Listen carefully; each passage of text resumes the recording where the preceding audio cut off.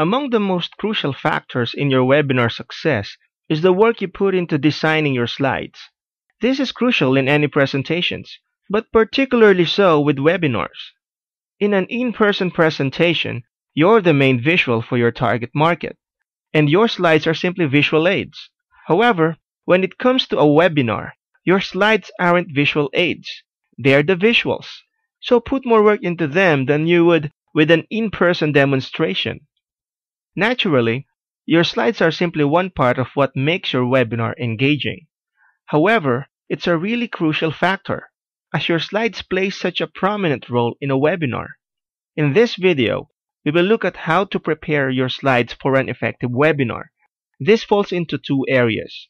Chronological sequence. Plan the flow of your presentation in a logical way. Design. Make the slides look attractive while optimizing them. All great webinars have an intro, a body, and a conclusion, so your slides will naturally follow this sequence. However, knowing that alone isn't adequate. What you accomplish in each of these sections matters. A. How to design your back-end offer. B. How to get targeted audience to your webinar. C. How to automate your webinar sessions. The intro of your webinar could only take a couple of minutes. However, it sets the scene, and your audience's expectations for the rest of the webinar. Begin with a title slide. With your webinar title, your name and your picture, and other presenters' names and pictures. Optionally, you could include additional information, like sponsor names and logos, your contact information, or logistics info about joining the webinar. A few participants will be new to webinars, so explain to them how it all works.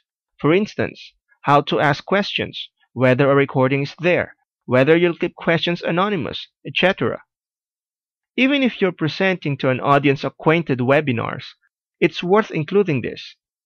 Include yourself and other presenters to produce a more personal connection with participants. Include an overview so participants know how your content is arranged. Now comes the main content of your webinar, which takes most of the time. Naturally, the slides you produce here will depend upon your material, but it's likewise crucial to structure the slides in a logical sequence. This classic structure frequently is used in business presentations. How were things arranged in the past? What is the present situation? What are you advising for the future?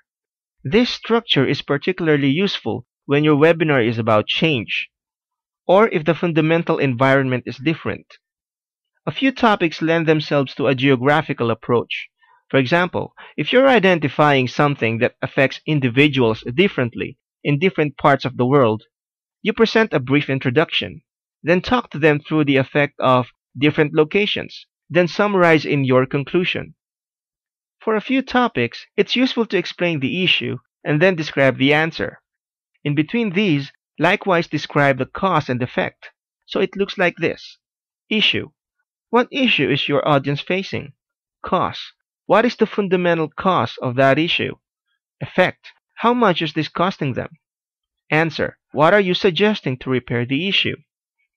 Lastly, the most basic structure is to merely list all your points, but only use it if you're sure that there's no better option available.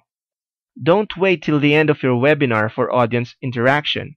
Design particular points for interaction, and show slides at those points to cue your audience. If you plan to stop for questions, slip in a Q&A slide in your presentation at this point. You may, naturally, stop for questions at other times, depending upon your audience needs and the flow of the webinar, but it's useful to schedule a few particular times for questions as part of your preparation.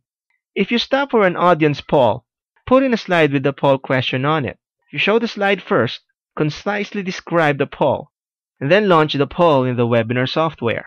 For a lot of individuals, the beginning and end of a presentation may be the most memorable sections, so plan your final slides cautiously to reinforce your primary message and encourage your participants to take action. In the same way you began the webinar's primary content with an overview slide, finish the main message with a summary slide. This might be as easy as repeating the overview slide. If your webinar ends with a particular action plan, show a slide summing up that plan. You may talk through it bit by bit. Although this could be a very simple slide, it's really crucial. Make sure it's clear and simple to follow.